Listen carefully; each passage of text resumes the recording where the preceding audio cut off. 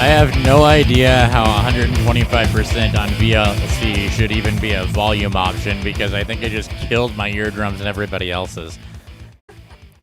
Well, welcome to Beerfield Fantasy Football. It is Sunday. Dan has a cat in the background, and yeah, there's a cat there.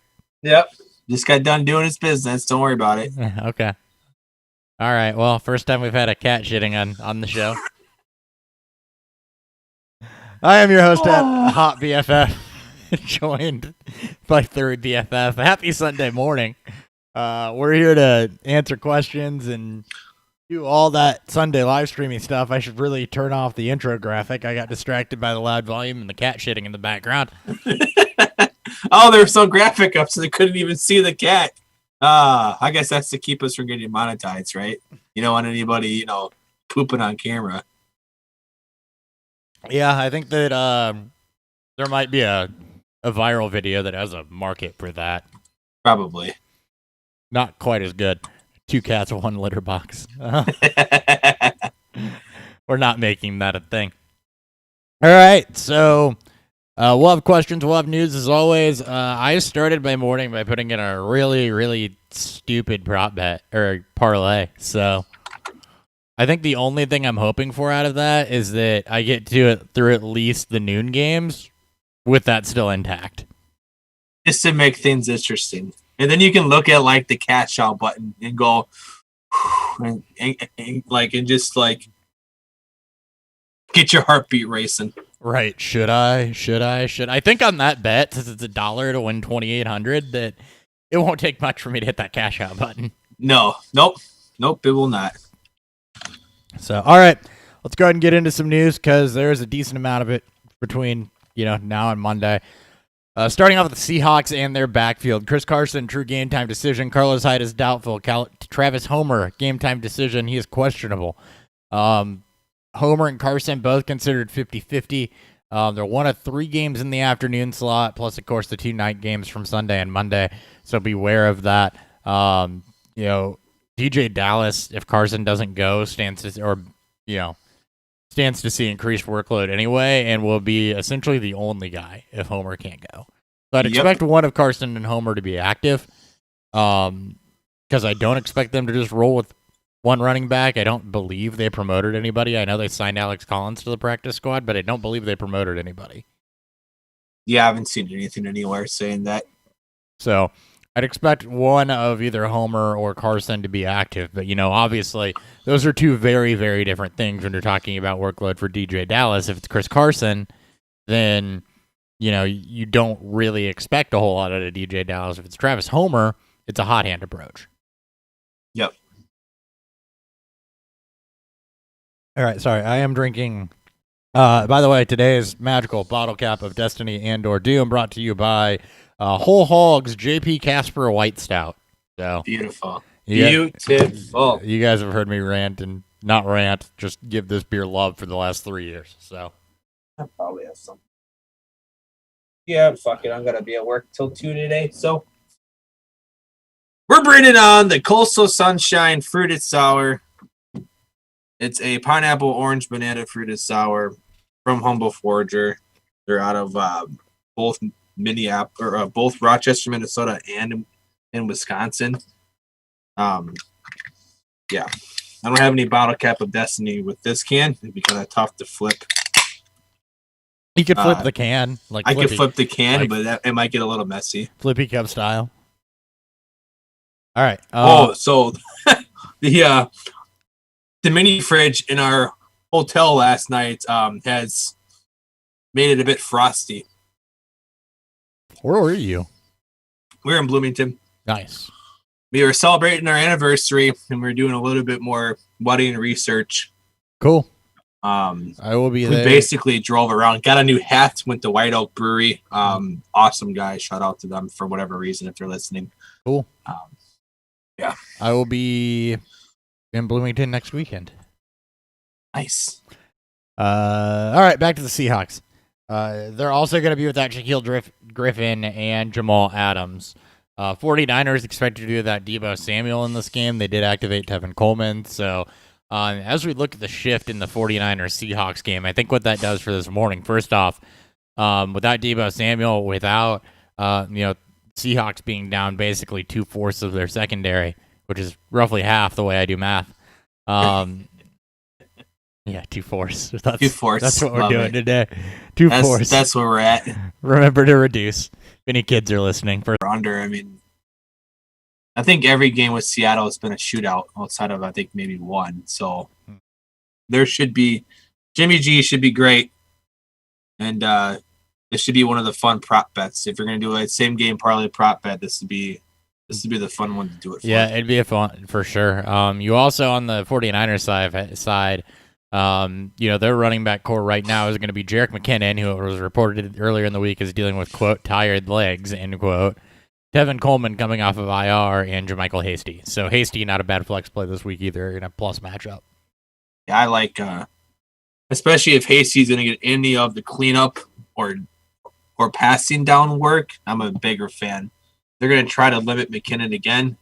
But it's Kyle Shanahan, so good luck figuring it out. For sure. Emmanuel Sanders should return this week off the COVID-19, or is expected to return for week 9. Sorry, he won't be back this week. So, Saints will be without Emmanuel Sanders and Michael Thomas, and Marquez Callaway. So it's going to be Traquan Smith and Deontay Harris in a rough matchup against the Bears secondary. Bears still underdogs right now. Like the Bears money line, guys. If you're still looking for bets for the last hour and a half till kickoff, Bears money line, cold weather. It's stupid fucking windy here. Like driving home from Bloomington, which is about an hour and 20-minute drive or so. It's it's blowing all over the road. So, and plus road breeze. You know how good road breeze is. Yeah, road breeze in Chicago. Expect a lot of Alvin Kamara and Latavius Murray today. Yeah, making the team one-dimensional is no matter how good the player is a recipe for success for the other team. Yep, exactly. Tim Patrick is pushing to play for Denver, but likely is going to miss the week. Denver called the wide receiver up from the practice squad. So what you're looking at in Denver this week is going to be Jerry Jeudy, KJ Hamler, and Tyree Cleveland is your 3 starting wide receivers. Expect Albert O to mix in. We've seen him be viable and noticeable over the last couple weeks. So for sure. That could get interesting. Phillip Lindsay is expected to be active against the Chargers, but it's a Melvin Gordon revenge game. So I'm writing that revenge game narrative this week. There's only one I really want to worry about, and that is the Le'Veon Bell revenge game. Yeah. Nope, I'm on the Melvin Gordon revenge game. The Melvin Gordon revenge game will be good. Chargers are still going to fucking kill him, though. Yeah, I want to see Herbert and Locke. It's just unfortunate that Denver's a little bit beat up. Need to start 2 running backs. Connor, Jamal Williams, or Jonathan Taylor. Well, Jamal Williams for sure. Really, really soft matchup. I still don't expect A.J. Dillon to be much. I think in a game where Green Bay should have favorable game script. Yep. For the majority of the game. I agree with that. Full PPR, I think it gives the edge a little bit to James Conner. It's a rougher matchup, but with it being full PPR, he is more involved than Jonathan Taylor in the receiving game. Who the Colts got today? Colts have Detroit. Ooh. Yeah. Pittsburgh, Baltimore games generally grind them out. Not a lot of scoring. No team is generally up a lot at one point. So neutral game script for Jamal.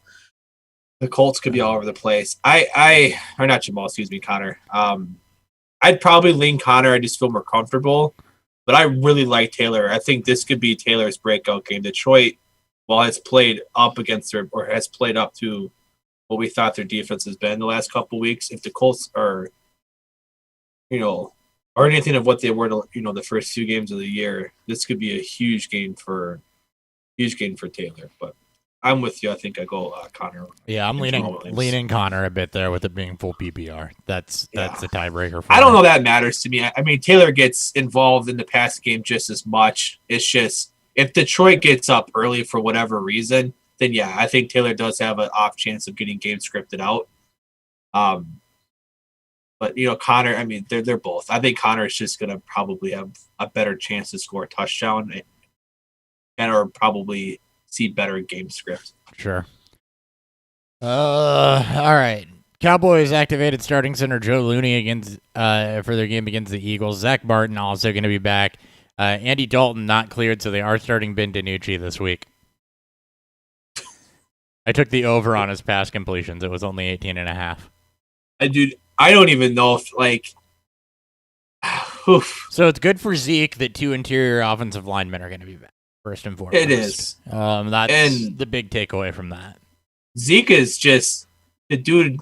Like, even if he's not getting carries or a lot of goal line work, he's seen an uptick in targets. He's going to see volume in this game. There ain't no way that.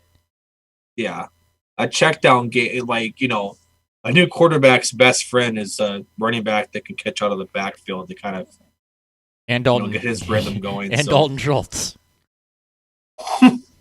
And Dalton Schultz, yes. Yeah, I saw on Facebook earlier as I was scrolling, there was a question about do I sit? Was it Amari Cooper or Justin Jefferson? I need to start Allen Robinson, and to me that wasn't even tough. It was Amari Cooper. What were the picks again? I'm sorry. What's that? What were the choices again? They wanted to. It was basically pick 2: Allen Robinson, Justin Jefferson, Amari Cooper. Oh, God. Robinson Jefferson. Robinson Jefferson is the way that I went with that. Yeah. Dalvin Cook gonna return and play this week against the Packers. So yay. 49ers. We already talked about Devin Coleman being activated already. Andy Dalton, as we just mentioned, is out against the Eagles. Ben DiNucci is going to start with Garrett Gilbert backing him up. Devonta Freeman out for the Giants. That means Wayne Gallman's going to get the start. They have a relatively tough matchup with Tampa Bay. You're not playing. You're not playing Wayne Gallman. New York. You're not playing Wayne Gallman. Patriots are going to be without. This is kind of big. Patriots are going to be without Stephon Gilmore. Also, N'Keal Harry, Julian Edelman. And Sony Michel, for whatever that's worth. Yeah, it's going to be an ugly match. It's supposed to be shitty weather conditions on the road. The Bills minus 4 is still insane to me. That's still the line. Cam has looked horrible since he's gotten back from COVID. So they may not score a touchdown today. They just may not. Yeah, my prop bet in that was James White over 30.5 receiving yards. Because let's hope so. He only got 2 catches last week, and they were down the whole game. Yeah. So I think that's... Or not 2 catches, 2 targets. Yeah, I think that's got to be adjusted. I would hope so. Especially no Edelman, no Harry. You're not throwing everything to Demir Bird. Here's a name, though, you may like. Jacoby Myers. Yeah, Jacoby Myers is something that I had to debate this morning. 9 targets last week. I had a Jacoby Myers, Denzel Mims debate this morning. I'd probably still go Mims. I think I did. But Jacoby Myers is should have some decent floor. We've seen him be productive, last season. By productive, I mean he at least gave you a decent floor last season. We saw him get the target volume last week. He's shown that he can produce. He's basically Hunter Renfrow when he gets target volume. So it's true. I mean, that's what it is, right? I mean, you're looking 70, probably 60 to 80 yards, not going to blow up, but should give you some floor. No, I agree there. I agree. Gilmore being out, though, does open things up for Diggs a little bit. It does make it a better matchup for him, even with shitty weather. So, yeah, I still wouldn't expect a blow-up game from Diggs. No. This, again, leads to just a heavy run favorite game script for Buffalo. And this could be... you're hoping that they score a decent amount of points early on with their starters, but it could be another fucking 10 field goal game for all we know. Yeah, it could be. And game script in this game is not just shaping up to be a good one for fantasy. No, it's all defense. Like even the total points is at 40.5. Right. It's like it doesn't even feel good for the under, in which it probably should be. I don't know. It's who knows. Yep, I'm with you. No one. No one. That's right. The answer is no one. The answer is no one knows. Queens of the Stone Age would be happy. Allen Robinson cleared for Week 8 against the Saints. He was dealing with possible concussion, so he's good to go. I expect them to try to fold him in earlier and more often than they did last week. Yeah, let's hope so. Eagles have activated Dallas Goedert and Jalen Reagor for Sunday's game against Dallas. So, a couple reasons to watch that game. Again, don't expect game script to go well. Miles Sanders is out again, so Boston Scott will get the start. Boston Scott is a decent play. But, yeah. I'm still rolling out Goddard. Richard Rodgers is nice. But, they held back Goddard from likely, being able to play earlier. The fact that he's activated is going to get the start right away. Yeah, I'm all up. I'm all up with the Goddard love this week. Nope, I immediately activated Goddard and stuck him in my lineups over Tunyon. You goddamn right. Over Tunyons of Funyuns. Over Tunyons of Funyuns. Where's Sleeper? We were talking about the Cowboys and Boston Scott, and I remembered I need to plug Leighton Vander Esch into a lineup here. At least I think I do. That's one way to do it. Yeah, remember that. Oh yeah, Leighton Vander Esch isn't hurt still. Yeah. Do I want to do that?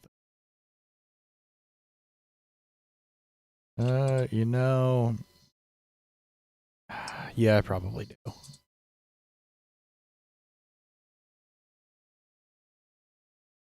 We'll do him over. Actually, I don't know. Got a trade approval. Quad set of middle linebackers to decide between, and normally I try to start these guys when they're facing heavy run games, but it's Kenneth Murray against Denver, who's the really good rookie for the Chargers. Sure. That figures to be a run-heavy game. Tremaine Edmonds for the Bills against New England. That figures to be a run-heavy game. And right. Jamie Collins for Detroit against Indy. I don't know that. I don't know that there's an obvious answer there. We're just going to keep Vander Esch on my bench. All right, cool. Thank you for tuning into our IDP section. This has been IDP. Mike Williams or DeAndre Swift in half-point PPR. It's got to be Swift, right? Swift and who was the other guy? Yeah, it looks like Mike Williams. Mike Williams or Swift? Unless there's a different M. Williams I'm missing. I'm thinking it's Mike Williams, though. It's a pretty popular name. No. It's Swift. It's Swift. Sorry, there's people yelling about me about trying to make a trade approval here before games kick off. Like, we don't do a live stream right now, Nick. When was the trade completed? It just happened. Too bad. Can wait.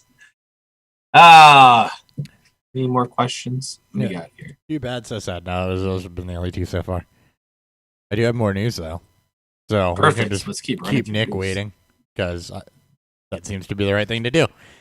Indianapolis activated Michael Pittman. Don't get cute. And John Brown cleared for Week 8 against the Patriots. Josh Norman's going to be out against the Patriots. Again, we just talked about that game. Not a good game script. Justin Jefferson, we mentioned him earlier. There is a reason to be on Justin Jefferson, other than the fact that the Vikings will be behind in this game. Kevin King is going to be out, who's typically plays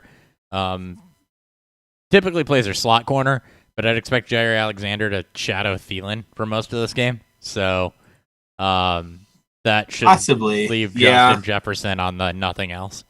I can see them flopping. I can see him switching over to Justin if they get up big.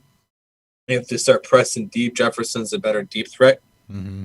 And Jair is just insanely good on those one-on-one matchups down, when they're pressing vertically. So I agree that he'll probably see Thielen for majority of the game. Yeah. But either way, you expect volume to be there for both players. So yeah, and I mean, the Packers' starting cornerbacks are really good, but they don't have a whole lot behind them. So when you lose one, you're just kind of sold upstream. Yeah, and they expect them to be up big either way. And Kirk Cousins on the road, not not very good. Yep. Debo Samuel. We already talked about him being out. Jamison Crowder doubtful this week. He's likely not going to play. Brashad Perriman's on IR. Means Denzel Mims in a game the Jets will be behind in. And Adam Gase, I didn't realize this because, everybody's like, he needs to relinquish. He actually did relinquish play calling. Who's the play caller now? The OC? Dow Logan's the OC, which isn't any better as a Bears fan. Take it from me. But but is it better? But is it better than Gates? Yeah. Probably. So Denzel Mims, solid start this week, I think is what I was getting at. They'll be playing from behind for the majority of that game. Yeah. Michael Thomas not going to play week 8. Mark Ingram is not going to play week 8. Gus Edwards will see the majority of early down work with J.K. Dobbins mixing in a bit more. Dobbins is an okay flex given the home run hitting upside, but it is a tough matchup, so keep that in mind. Yeah, and it also came out that Ingram may miss multiple weeks. Mm-hmm. This is where you want to prematurely pick up Dobbins because he does have a good game against a stout run defense in Pittsburgh. You can see the sway of touches or the sway of snaps start to favor.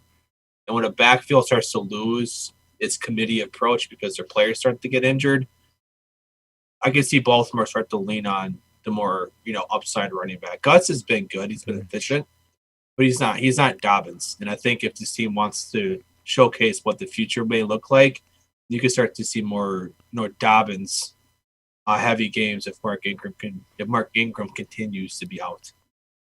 Yeah. Aaron Jones not going to play against the Vikings. Jamal Williams, plug and play him with confidence. They should be up in that game.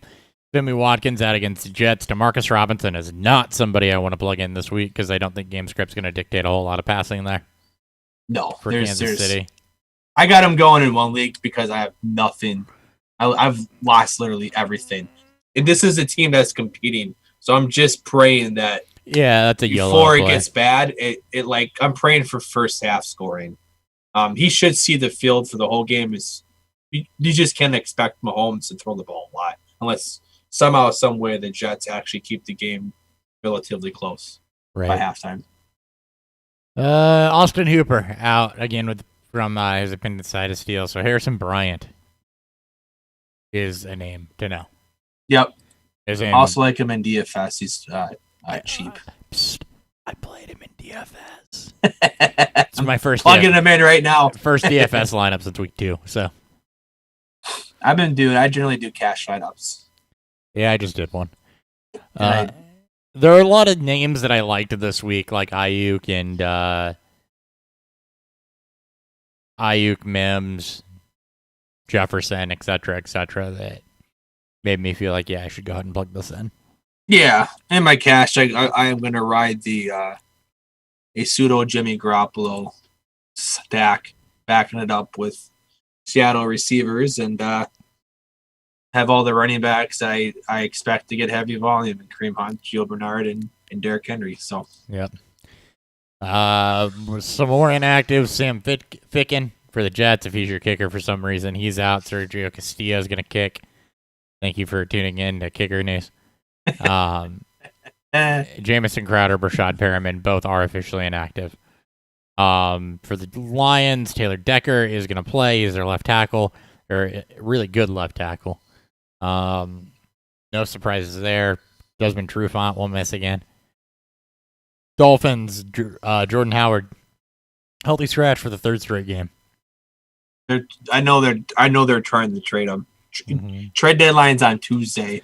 For those of you guys wondering if you could see some fireworks in the NFL trade, deadline's Tuesday.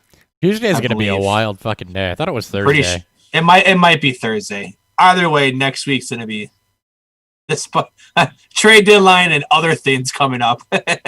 Yeah. It's going to be a wild week. It is. Let's hope there's football. Fant or Bryant in standard scoring. Oh, that is pretty gross. Probably Fant. I feel a little more comfortable. Yeah. With him at least getting the targets. I know in standard you want more big playability. Bryant, you're praying for a touchdown for both, but I think Fant still presents a higher floor. Yeah, he does.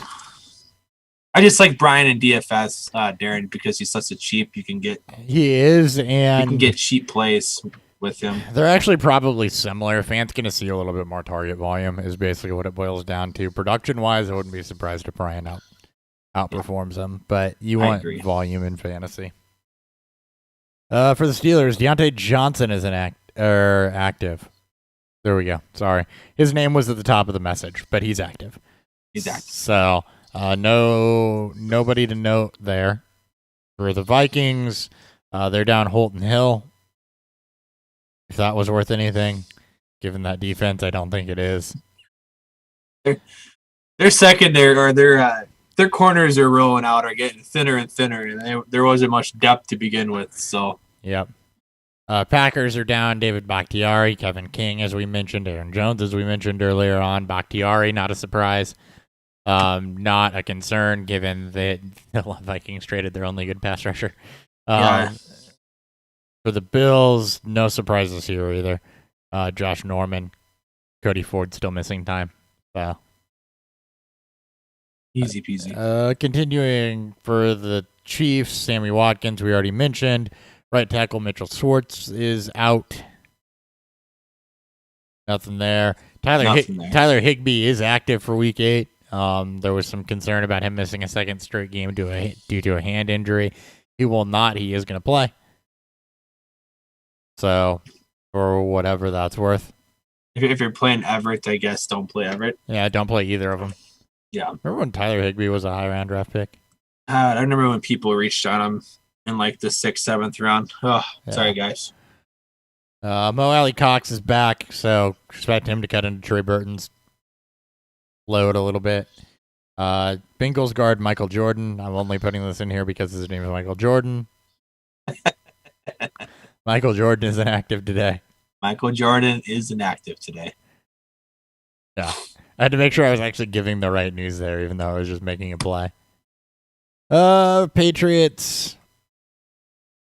Only active tight end. It looks like is going to be Ryan Izzo. Really? Yeah. That hurts the running game. Well, yeah. Unless they'll start, putting fucking offensive linemen in 12 personnel. Yeah, I mean, maybe they will. Maybe that's the right choice and just run the football with Harris the whole time. Well, I think so, but at the same time, it's like, why wouldn't you want more tight ends? And maybe it is. Maybe they will just use linemen. But yeah, Ozzie and Keen both inactive. What else? We know about Mark Ingram. Oh, no Trace McSorley. Oh. Whatever shall we do? I miss preseason. So I could root for things like Trace McSorley. Got him in. Yeah, I like Bryant in DFS. Anything else new? No, nothing else new. All right, last call for questions and alcohol.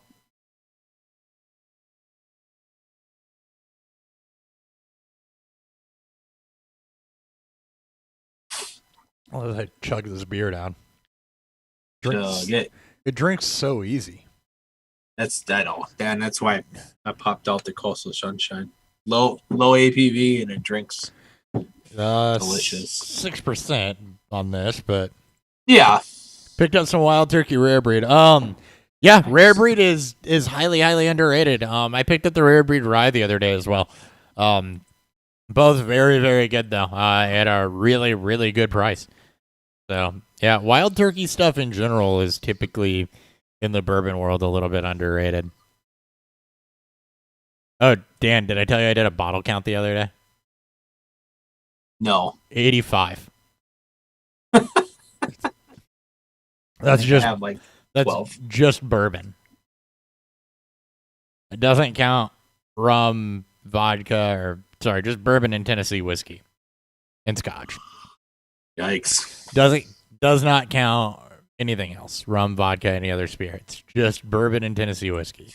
85 of them. So proud of you. I did finish two this week though. That's good. I killed off My 80 law is $4,000, which I know you really liked. Yep. And then I killed off my Four Roses store pick from Roof Brothers, so making room. I was running out of cabinet space. So I just started looking for things that were below half full.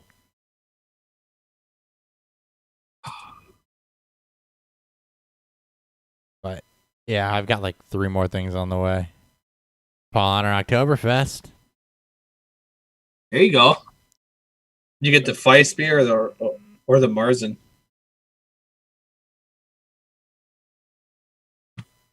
That's the way to go. I've got a couple interesting beers in my fridge that I'm just kind of holding for shows. They're in cans, though. At the Marzen. Marzen. It's a good Marzen. I have It an is a good Oktoberfest up there that I picked up when I was in Kentucky that is decidedly average. So, that's my ringing endorsement. It's decidedly average. Hey, sometimes there's nothing wrong with average. Yeah, that's true. Probably do. I got a beer my boss gave me that I'll probably do this upcoming week, and then I've got that Brewdog, the Nitro Mexican hot chocolate. Oh yeah, you have to let me know. Break into that in 2 weeks. There you go. Thanksgiving week. Oh, that's not in 2 weeks. I don't know. We're not even going to be here in 2 weeks. The world's going to burn down. All right. Yep. On that note, we got one more. Susan Bader. Susan, full PPR flex. Gaskin, Jefferson, Scotty Miller, Boston Scott, Davis, and Hunt. Gaskin, Jefferson, Miller, Scott, Boston Scott. Well, it's not Corey Davis. I don't like Gaskin as much this week. Yeah, Gaskin's just going to be a volume play. Jefferson, I absolutely love this week. So same with Boston. Scotty Miller could get volume, but I don't see a lot of throwing. It's not going to be a lot of throwing. Big. Yeah, so let's start ruling some of these guys out. Hunt, I think, is in for the upper end of his floor, but I don't necessarily see it blow up.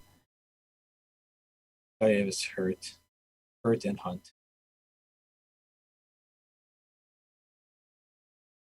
I'm assuming I didn't even see Hunt when I started reading off these names. Hunt would be my pick. Yeah, the Raiders. Hunt's the pick. But so Hunt's the pick. But quite honestly, Jefferson's got the higher upside. Hunt's got a safer floor. To me. Yeah, wind is a factor. Darren is right. It's going to be windy. Jefferson does get involved in different ways. It's not just a deep game. I'm still going with Hunt. I think it's a safer floor. It's a safer play, honestly. Yeah. In that situation, I would go Kareem Hunt as well. And no, you don't need to pick up Corey Davis on waivers. Yeah. Well, I did, but deep league. Yeah. Yeah, I picked up Corey Davis, but yeah. Minshew's expected to be inactive next week. Yeah, he broke a thumb. Yeah, that he's been playing with for like 3 or 4 weeks. Just never told anybody. He finally had surgery on it, I think. Yeah. So yeah, that goes. Jake Luton, the name to know there, by the way, because it will not be Mike Glennon if they switch. It'll be their rookie Jake Luton. Even if it is Glennon, Glennon's not going to last long. He'll last half a period, half a quarter. Okay. All right. I think that wraps her up. Anything else, Dan?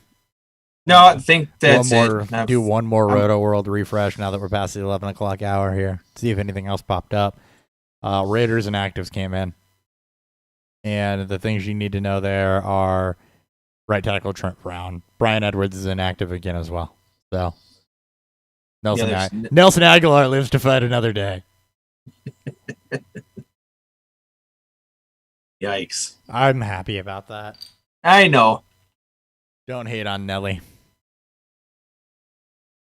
Hey, he found his ability to catch passes again. There's absolutely he did. He's had a good 3 weeks. He's got 4 touchdowns in 6 games. I mean, Derek Carr has been slinging the football back and forth. Also like Carr this week too. Yeah. Nelly's had himself some good games here. So, all right, cool. We'll go ahead and wrap her up then. Thank you guys for tuning in, as always. Yep. Best of luck to everybody. See you guys. See you Wednesday.